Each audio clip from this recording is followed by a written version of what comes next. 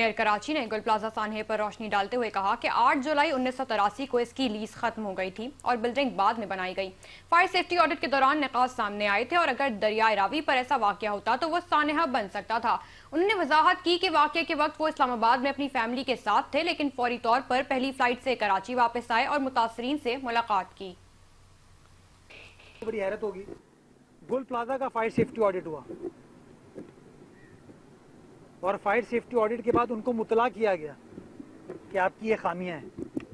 लाहौर में रावी दरिया पे हाउसिंग सोसाइटी बारिश में तबाह हो जाती है सैलाब में, तो वो सानिया है, उसमें कोई साजिश, उसमें कोई ज्यादती नहीं है। लेकिन कराची के अंदर कोई चीज़ होती है तो वो सानिया बन जाता है। मैं जब ये वाकया हुआ मैं छुट्टी पर था और कराची शहर में नहीं था, मैं इस्लामाबाद में अपनी फैमिली के साथ था। वाकये का मुझे पता चला रात को, जो मेरा अमला था मैं उसके साथ इन टच था। जो पहली फ्लाइट मुझे मिली उस दिन की, वो फ्लाइट मैंने ली और फ्लाइट लेके मैं कराची शहर के एयरपोर्ट पे लैंड हुआ और लैंड होके मेरी फैमिली घर गई, मैं सीधा गुल प्लाजा आया।